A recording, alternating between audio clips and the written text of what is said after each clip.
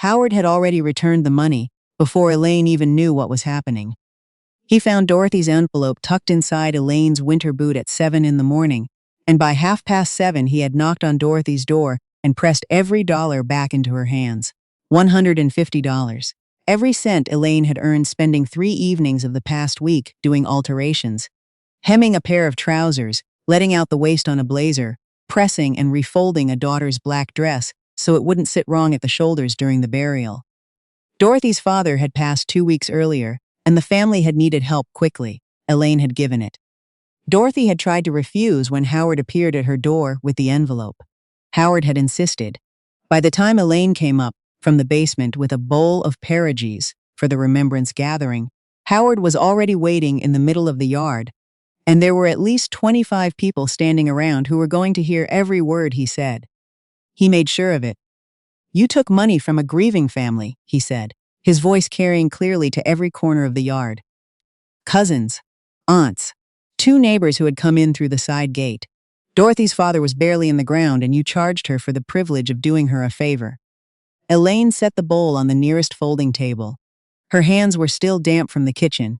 She had been awake since 4 in the morning. "They asked me to do it," she said quietly.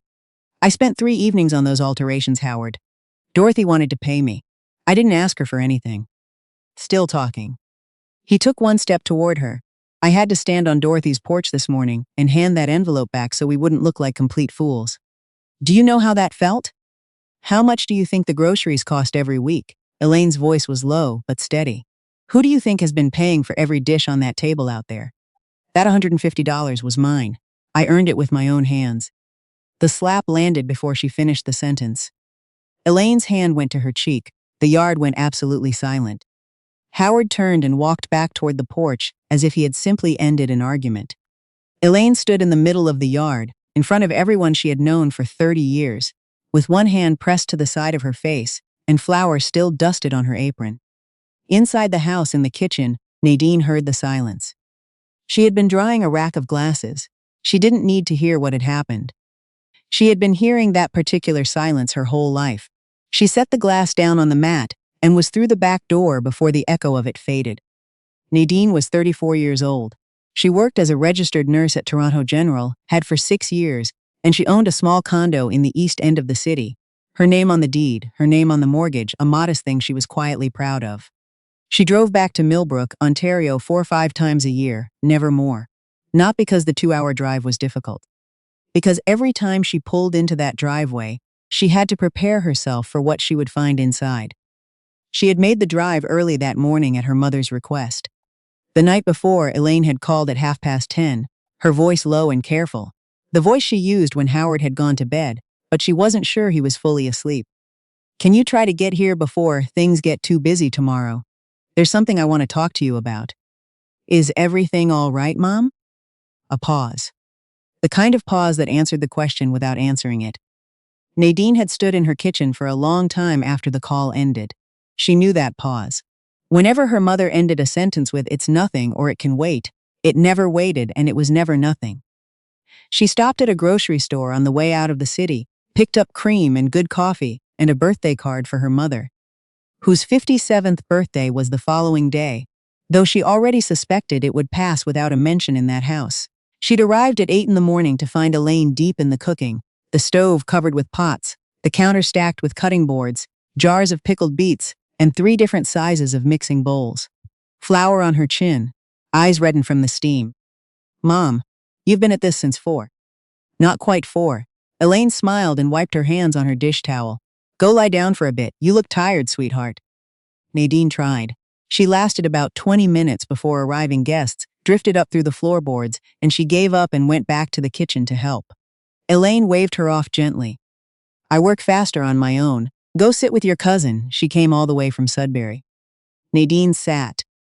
She watched her mother disappear back into the kitchen and tried to count how many years she had been watching Elaine disappear into that kitchen. When Howard returned from Dorothy's that morning, Nadine had felt the air in the house change the way you feel a weather front moving in.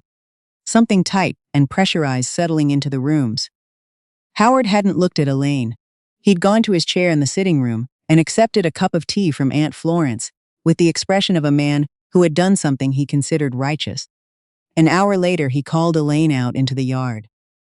Nadine pushed through the people standing near the back steps and crouched beside her mother.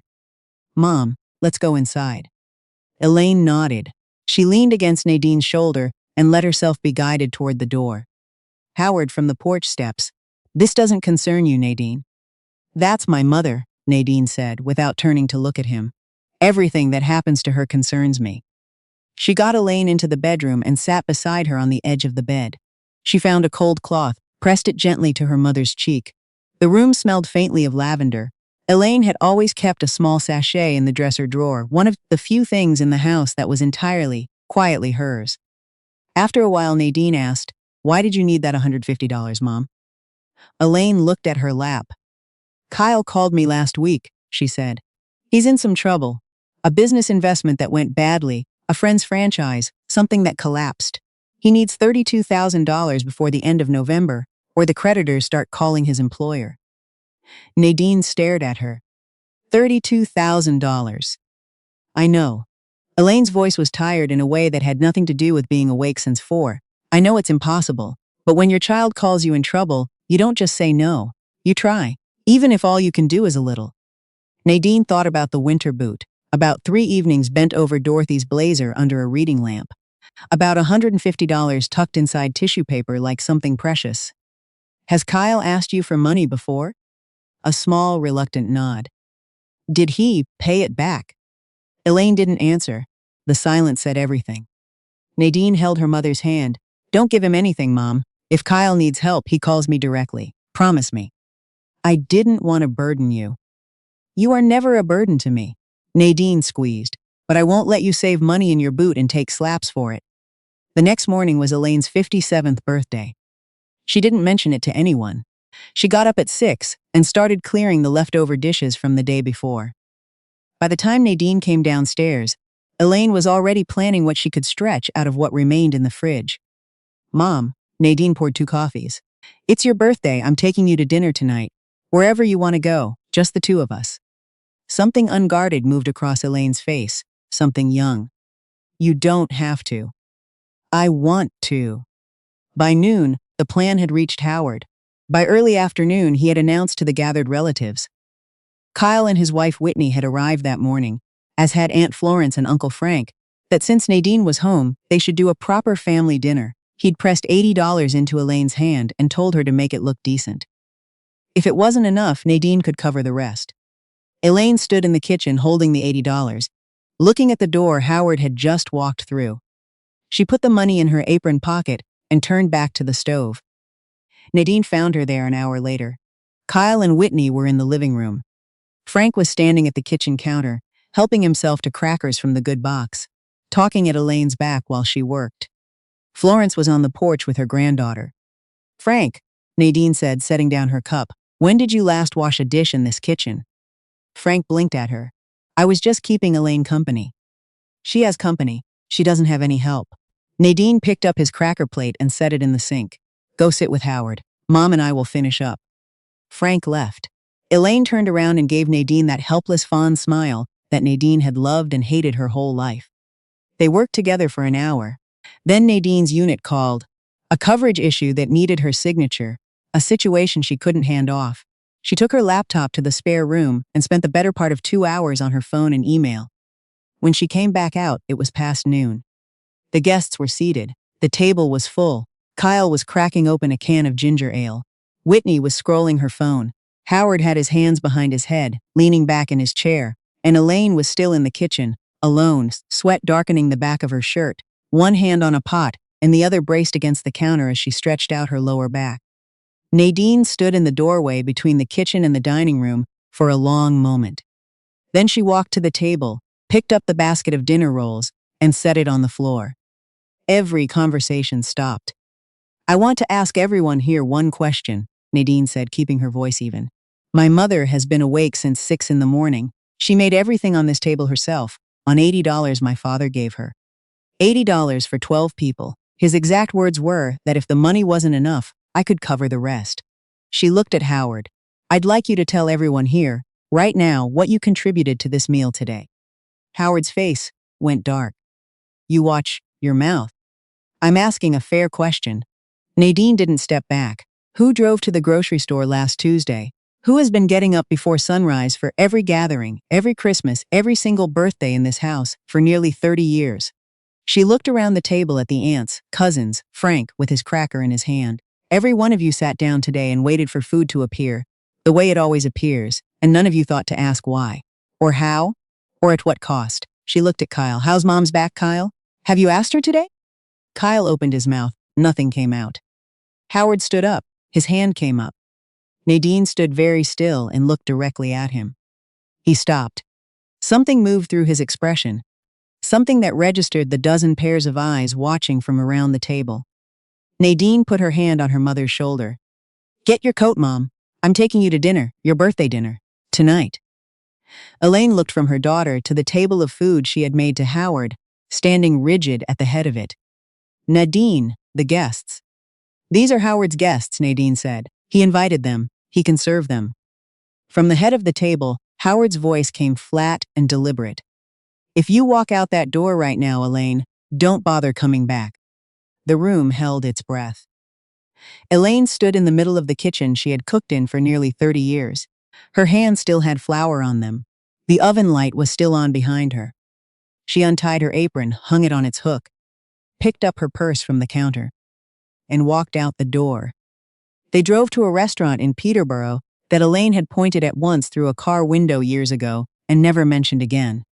A place with white tablecloths on the water, the kind of restaurant where nobody rushed you. Nadine had called ahead. Elaine sat across from her daughter, looking as though she expected at any moment to be called back. She folded and refolded her napkin before the menus arrived. Nadine ordered everything Elaine looked at twice: roast chicken, butternut squash soup, a slice of cheesecake with fresh raspberries.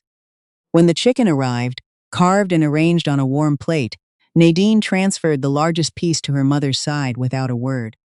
Elaine looked at it for a long moment. I've made more roast chickens than I could ever count, she said quietly. But I always ate the wings and the neck. The breast and the thighs were for guests. Or Howard or Kyle. She gave a small, strange sound that wasn't quite a laugh. I just assumed that was how it worked. That the person who cooked the meal didn't get the good parts. Nadine's throat tightened. She moved the second piece to her mother's plate as well. From tonight on, she said, you eat whatever you want. They talked for 3 hours. Real talking, the kind that was never possible in the house with Howard in the next room. Elaine told Nadine about a catering job she'd had in her 20s, before she was married, helping her aunt with a church supper series. How she'd been good enough at pastry that the church ladies had kept asking her back. How she had briefly, quietly planned to take a proper culinary course. Then she had met Howard. Then Kyle was born. And the plan had simply stopped being a plan and become a memory she occasionally took out and looked at, like an old photograph. After dessert, Nadine reached into her bag and set a small wrapped box on the table. Happy birthday, Mom. Inside was a bracelet and a pair of earrings, simple gold, the kind Elaine used to wear before Howard told her they were too much for an ordinary day. Elaine opened the box and went very still. She touched one earring with her fingertip. I've been holding those, Nadine said, until I could give them to you somewhere. He couldn't make you put them away. Elaine put the earrings on at the table. She tilted her head to see her reflection in the dark window glass beside them. She smiled, then pressed the back of her hand to her mouth, and the tears came anyway. On the drive back to Millbrook, they passed the house on the main road, Howard's truck still in the driveway, kitchen lights on. Nobody had left, from the look of it. Nobody had thought to wonder where Elaine had gone. Elaine looked at the house as they drove past. She didn't ask to stop. She asked for a divorce that night. Howard was in the living room with Frank when they walked in. Kyle and Whitney had gone. The kitchen was exactly as Elaine had left it. Dishes unwashed, oven still running low, the tablecloth bunched up on the counter. Howard looked at Elaine and said, "The dishes aren't doing themselves." Elaine stood in the middle of the hall. She was still wearing the earrings. "Howard," she said, "I want a divorce." Frank stared at the carpet. Howard laughed.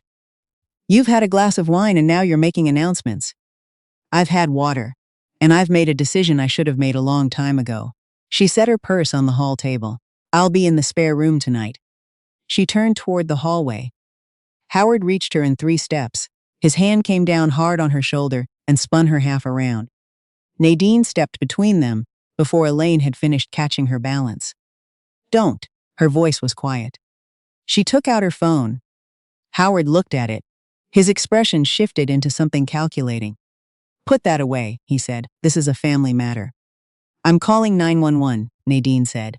"You can sit down or you can keep going and explain yourself when the officers arrive. Your choice." 2 constables came within 15 minutes.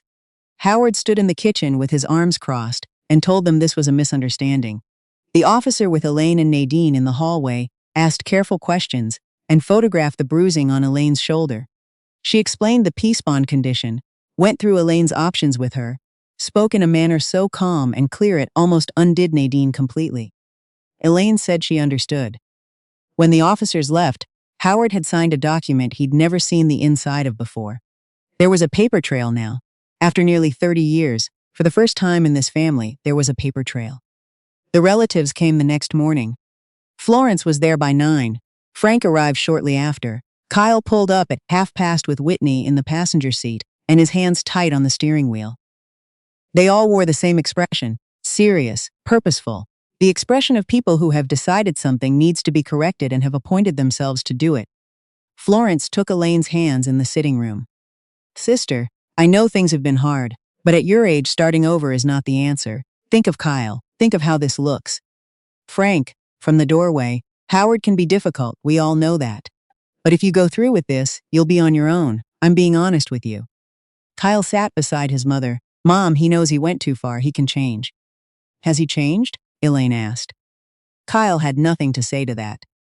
Elaine looked around the room, Florence in her good blouse, Frank with his reasonable expression, Kyle with his hands between his knees. I want to ask all of you something," she said. "Each of you has been in this house over the years and watched things happen that you chose not to see." She looked at her sister, Florence.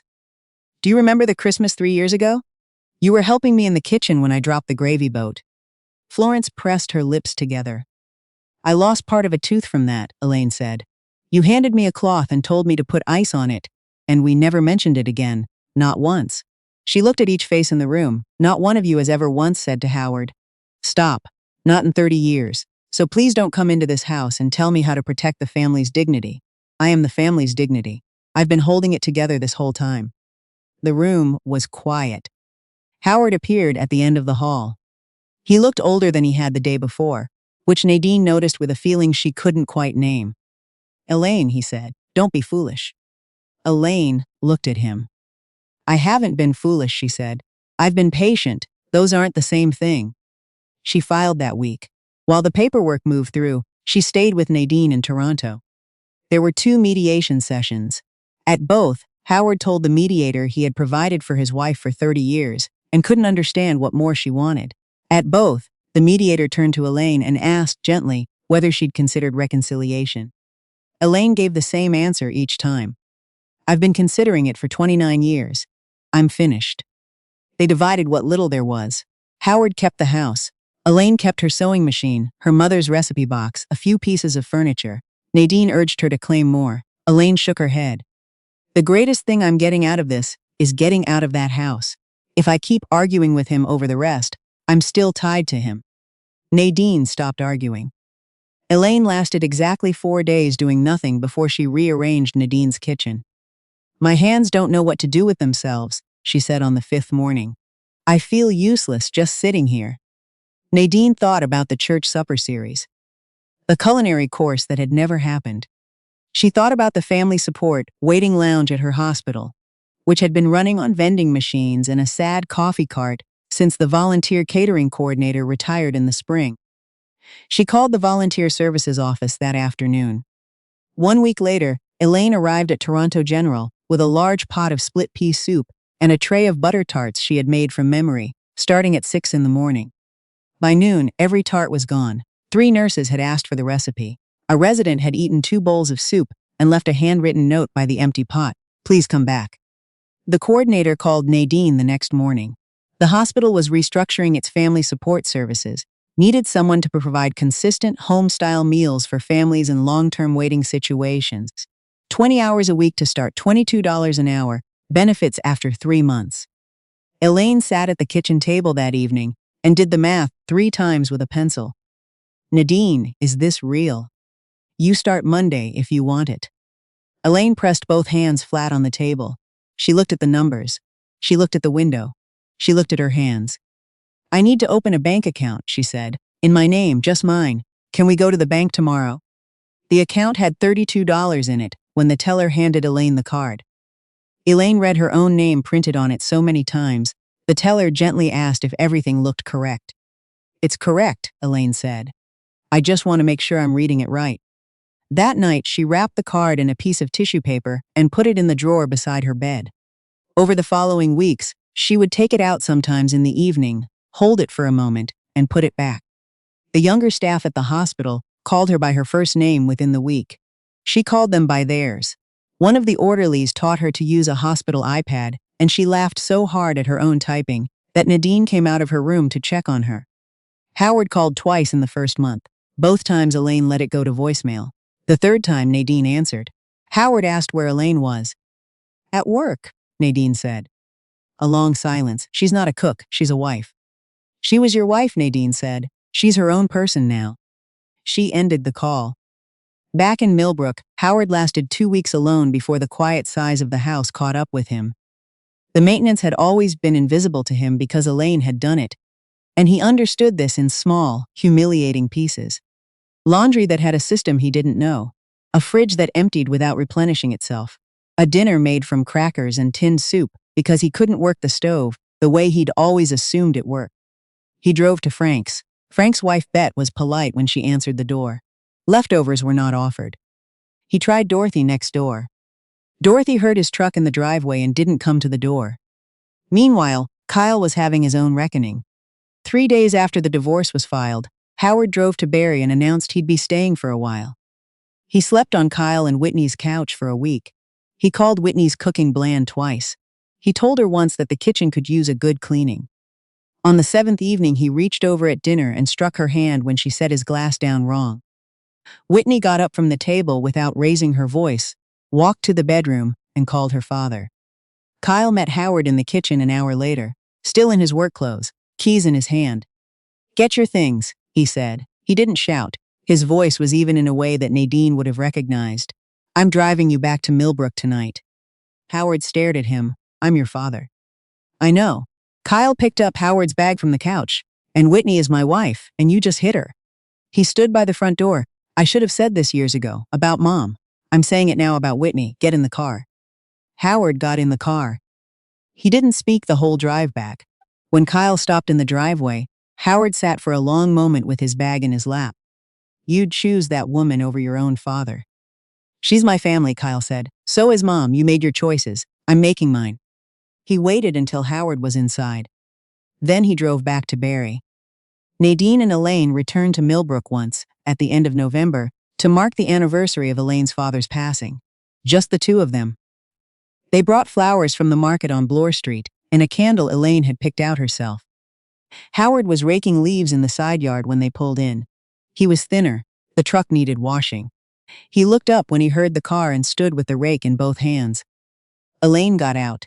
She was wearing the camel coat Nadine had bought her for her birthday, the gold earrings catching the flat November light. Howard, she said, not warmly, not coldly, the way you might greet someone you had known well once a long time ago. We're here to put flowers down for your dad. We won't be long. She walked past him into the house. They laid the flowers on the table where the family photograph sat, the one of Howard's father with his hands in his lap, looking startled by the camera. Elaine stood for a moment with her head bowed. She wasn't crying. She was simply present, the way she had always been, attending to what needed attending to. When they came back out, Howard was still in the yard. The raking had stopped. Elaine. His voice had gone small in a way Nadine had never heard from him before. If you wanted to stay for dinner, I've been cooking a bit. There's soup on. You could. Elaine paused at the end of the front walk. She looked at him. There was no hardness in her face, Nadine noticed. Just a kind of settled clarity, the expression of a woman who had finished an argument that had gone on for 3 decades and no longer felt the need to win it. Take care of yourself, Howard, she said. I mean that. She got in the car. Nadine pulled out of the driveway. In the side mirror, she could see Howard still standing on the lawn, smaller with each second, watching them go. On the highway back to the city, the trees along both shoulders had gone bare, last of the autumn stripped out by the November wind.